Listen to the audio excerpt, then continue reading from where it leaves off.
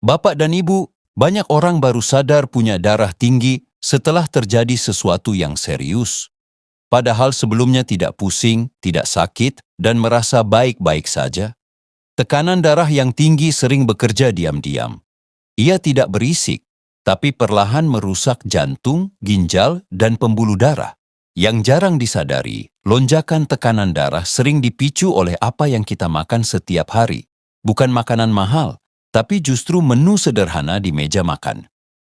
Dalam video ini, saya akan membahas 5 sayuran murah yang terbukti membantu menurunkan dan menstabilkan tekanan darah secara alami. Bukan pengganti obat, tapi pendamping yang aman dan realistis untuk jangka panjang. Jika Anda ingin menjaga tensi tetap normal tanpa cara ekstrim, pembahasan ini penting untuk Anda simak sampai selesai. Bapak dan Ibu, jika pembahasan ini bermanfaat, silakan subscribe agar tidak ketinggalan informasi kesehatan berikutnya. Dan boleh tuliskan di kolom komentar, Bapak dan Ibu menonton dari daerah mana. Kita saling menyapa dari jauh. Baik, sekarang mari kita mulai pembahasannya. 1. Seledri, sayur sederhana yang membantu menenangkan tekanan darah. Mengapa seledri penting untuk darah tinggi? Bapak dan Ibu, ketika tekanan darah mulai naik, tubuh sebenarnya sedang memberi sinyal bahwa pembuluh darah bekerja terlalu keras. Salah satu penyebab yang sering terjadi adalah kelebihan garam di dalam tubuh dan pembuluh darah yang mulai kaku.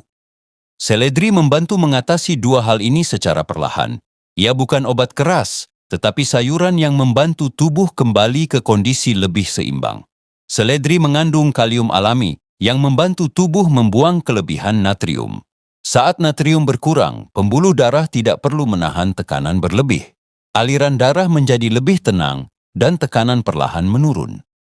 Selain itu, seledri memiliki senyawa alami yang membantu pembuluh darah lebih rileks. Pembuluh darah yang rileks memberi ruang bagi darah untuk mengalir tanpa tekanan berlebihan. Manfaat seledri. Jika dikonsumsi rutin. Jika dikonsumsi secara rutin, seledri membantu menjaga tekanan darah agar tidak mudah melonjak. Manfaatnya bukan hanya terasa sesaat, tetapi membantu kestabilan jangka panjang. Bagi Bapak dan Ibu, usia lanjut, efek seledri yang bertahap ini justru lebih aman. Tubuh tidak dipaksa turun cepat sehingga risiko pusing atau lemas bisa dihindari. Seledri juga membantu mengurangi rasa berat di kepala dan leher yang sering dirasakan penderita darah tinggi. Cara memasak seledri yang dianjurkan. Cara memasak seledri sangat menentukan manfaatnya. Pengolahan yang terlalu berat justru bisa menghilangkan khasiatnya. Cara paling aman adalah merebus seledri sebentar saja. Cukup sampai layu, tidak perlu lama. Air rebusannya bisa diminum hangat tanpa tambahan gula dan garam. Seledri juga bisa ditambahkan ke dalam sup bening atau sayur berkuah ringan. Masukkan seledri di akhir proses memasak agar kandungannya tetap terjaga. Jika ingin ditumis, gunakan sedikit minyak dan bumbu ringan. Hindari penggunaan saus, kecap, atau penyedap berlebihan. Waktu konsumsi seledri yang paling baik. Waktu terbaik mengonsumsi seledri adalah pagi hingga siang hari. Di waktu ini, tubuh lebih aktif mengatur cairan dan membuang kelebihan garam. Konsumsi seledri di pagi hari membantu tubuh memulai aktivitas dengan tekanan darah yang lebih tenang. Jika dikonsumsi malam hari, sebaiknya dalam porsi kecil, agar tidak mengganggu istirahat. Konsistensi lebih penting daripada jumlah porsi kecil, tetapi rutin lebih bermanfaat dibanding porsi besar sesekali. Kesalahan yang sering dilakukan. Saat mengonsumsi seledri, kesalahan paling umum adalah menambahkan terlalu banyak garam saat mengolah seledri. Padahal, tujuan konsumsi seledri adalah membantu mengurangi efek garam. Kesalahan lain adalah memasak seledri terlalu lama, hingga warnanya gelap dan teksturnya terlalu lembek. Ini membuat kandungan alaminya berkurang. Ada juga yang mengandalkan seledri sebagai satu-satunya solusi dan menghentikan obat tanpa pengawasan. Ini tidak dianjurkan. Seledri berperan sebagai pendamping pola makan sehat, bukan pengganti obat. Sebagian orang juga mengonsumsi seledri dalam jumlah besar, sekaligus dengan harapan hasil cepat. Cara ini justru kurang baik dan tidak memberi manfaat tambahan. Bapak dan Ibu, seledri adalah contoh bahwa solusi tidak selalu harus mahal atau rumit. Dengan cara memasak yang sederhana, waktu konsumsi yang tepat, dan kebiasaan yang rutin, seledri membantu tubuh bekerja lebih tenang. Ia tidak menurunkan tekanan darah secara mendadak.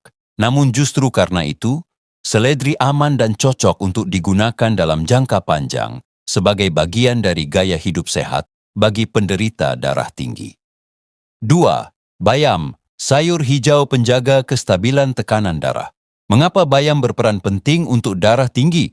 Bapak dan Ibu, tekanan darah yang stabil sangat bergantung pada kondisi pembuluh darah. Ketika pembuluh darah kaku dan tegang, tekanan mudah naik. Bayam membantu menjaga pembuluh darah tetap lebih lentur sehingga tekanan tidak mudah melonjak. Bayam mengandung kalium dan magnesium alami. Kedua mineral ini membantu pembuluh darah bekerja lebih rileks dan seimbang. Bayam juga mengandung senyawa alami yang membantu aliran darah menjadi lebih lancar. Karena efeknya bertahap, bayam cocok untuk bapak dan ibu yang membutuhkan kestabilan, bukan penurunan cepat. Manfaat bayam. Jika dikonsumsi rutin, konsumsi bayam secara rutin membantu menjaga tekanan darah tetap berada di batas aman. Bayam membantu mencegah lonjakan tekanan darah yang sering terjadi di pagi hari atau saat tubuh lelah. Selain itu, bayam membantu mendukung kesehatan pembuluh darah dalam jangka panjang. Pembuluh darah yang lebih sehat akan mengurangi beban kerja jantung. Bagi usia lanjut, manfaat ini sangat penting karena pembuluh darah secara alami cenderung mengeras seiring bertambahnya usia. Cara memasak bayam yang dianjurkan. Cara memasak bayam sebaiknya sederhana dan tidak berlebihan. Bayam paling baik dimasak sebentar agar kandungannya tetap terjaga. Sayur bening bayam adalah pilihan paling aman. Gunakan bumbu ringan dan sedikit garam. Masukkan bayam terakhir dan angkat segera setelah layu. Bayam juga bisa dikukus atau ditumis cepat dengan sedikit minyak. Hindari memasak bayam terlalu lama karena bisa mengurangi manfaatnya. Bayam tidak dianjurkan dimasak ulang berkali-kali. Waktu konsumsi bayam yang paling baik. Bayam paling baik dikonsumsi pada pagi atau siang hari. Di waktu ini, tubuh lebih aktif memanfaatkan mineral untuk mengatur tekanan darah. Mengonsumsi bayam di pagi hari membantu memulai aktivitas dengan tekanan darah yang lebih stabil. Jika dikonsumsi malam hari, sebaiknya dalam porsi kecil. Kesalahan yang sering dilakukan. Saat mengonsumsi bayam, kesalahan yang sering terjadi adalah memasak bayam terlalu lama hingga berubah warna dan tekstur. Hal ini mengurangi kandungan alaminya. Kesalahan lain adalah menambahkan terlalu banyak garam atau penyedap. Ini justru membuat manfaat bayam berkurang untuk tekanan darah. Ada juga yang mengonsumsi bayam setiap hari tanpa variasi sayur lain. Padahal tubuh tetap membutuhkan variasi nutrisi. Bagi bapak dan ibu dengan gangguan ginjal, konsumsi bayam sebaiknya tidak berlebihan dan tetap disesuaikan dengan kondisi tubuh. Bapak dan ibu, bayam adalah sayuran sederhana yang bekerja membantu tubuh menjaga tekanan darah tetap stabil. Dengan cara memasak yang ringan, waktu konsumsi yang tepat, dan porsi yang wajar, bayam bisa menjadi bagian penting dari pola makan sehat untuk penderita darah tinggi. 3. Labu siam, sayur ringan penyeimbang cairan dan tekanan darah. Mengapa labu siam penting untuk darah tinggi? Bapak dan Ibu, tidak semua tekanan darah tinggi disebabkan oleh pembuluh darah yang kaku. Pada banyak orang, tekanan darah naik karena penumpukan cairan dan garam di dalam tubuh. Labu siam membantu tubuh mengatasi masalah ini secara perlahan. Karena kandungan air dan seratnya tinggi, labu siam membantu tubuh membuang kelebihan cairan tanpa membuat tubuh lemas. Inilah yang membuat labu siam sangat cocok untuk penderita darah tinggi, terutama yang sering merasa kaki berat atau sedikit bengkak. Manfaat labu siam. Jika dikonsumsi rutin, konsumsi labu siam secara rutin membantu mengurangi beban volume darah. Saat volume darah lebih seimbang, tekanan pada pembuluh darah ikut berkurang. Labu siam juga membantu menjaga keseimbangan mineral di dalam tubuh. Efeknya tidak cepat, tetapi stabil dan aman untuk penggunaan jangka panjang. Bagi usia lanjut, efek ringan ini sangat penting agar tubuh tidak kaget terhadap perubahan tekanan darah. Cara memasak. Labu siam yang dianjurkan. Cara memasak labu siam sebaiknya sederhana dan ringan. Rebus atau tumis labu siam dengan sedikit bumbu adalah pilihan terbaik. Sayur bening labu siam sangat dianjurkan. Gunakan bawang dan sedikit garam saja. Hindari santan kental dan bumbu berat. Labu siam juga cocok dimasukkan ke dalam sup bening, masak hingga empuk. Tidak perlu terlalu lama. Waktu konsumsi labu siam yang paling baik. Labu siam paling baik dikonsumsi pada siang hingga sore hari. Di waktu ini, tubuh masih aktif mengatur dan membuang kelebihan cairan. Jika dikonsumsi terlalu malam, sebaiknya dalam porsi kecil agar tidak mengganggu istirahat karena sering buang air kecil. Konsumsi rutin dalam porsi sedang lebih dianjurkan dibanding porsi besar sesekali. Kesalahan yang sering dilakukan saat mengonsumsi labu siam. Kesalahan yang sering terjadi adalah memasak labu siam dengan santan kental. Cara ini justru membuat labu siam menjadi tinggi lemak dan mengurangi manfaatnya. Kesalahan lain adalah menambahkan garam berlebihan. Padahal tujuan konsumsi labu siam adalah membantu mengurangi beban cairan dan tekanan. Ada juga yang menganggap labu siam tidak bergizi karena rasanya ringan. Anggapan ini keliru karena justru sifat ringannya yang membuat labu siam bermanfaat bagi penderita darah tinggi. Bapak dan Ibu, labu siam mungkin tidak terasa istimewa di lidah. Namun di dalam tubuh, ia bekerja membantu menyeimbangkan cairan dan meringankan beban tekanan darah. Dengan cara memasak yang tepat, waktu konsumsi yang sesuai, dan porsi yang wajar, labu siam bisa menjadi bagian penting dari pola makan untuk menjaga tekanan darah tetap stabil. 4. Timun, sayur segar, penjaga ketenangan tekanan darah. Mengapa timun berperan untuk darah tinggi? Bapak dan Ibu, salah satu pemicu tekanan darah naik yang sering tidak disadari adalah kurangnya asupan cairan. Saat tubuh kekurangan cairan, pembuluh darah cenderung menyempit dan tekanan mudah meningkat. Timun membantu mengatasi kondisi ini secara alami. Kandungan airnya sangat tinggi, sehingga membantu menjaga keseimbangan cairan tubuh. Saat cairan tubuh tercukupi, pembuluh darah bisa bekerja lebih rileks dan tekanan darah menjadi lebih stabil. Selain itu, timun mengandung kalium alami yang membantu menyeimbangkan efek garam di dalam tubuh. Manfaat timun. Jika dikonsumsi rutin, konsumsi timun secara rutin membantu mencegah lonjakan tekanan darah, terutama di siang hari atau saat cuaca panas. Timun membantu tubuh tetap terhidrasi tanpa membebani ginjal. Timun juga membantu menjaga elastisitas pembuluh darah. Pembuluh darah yang lebih elastis membuat aliran darah lebih lancar dan tekanan lebih terkendali. Bagi penderita hipertensi ringan, timun sangat baik sebagai bagian dari pola makan harian. Cara mengonsumsi timun yang dianjurkan.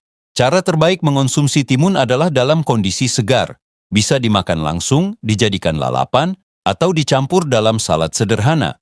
Timun juga bisa dijadikan infused water dengan air putih tanpa tambahan gula. Cara ini membantu meningkatkan asupan cairan harian secara alami.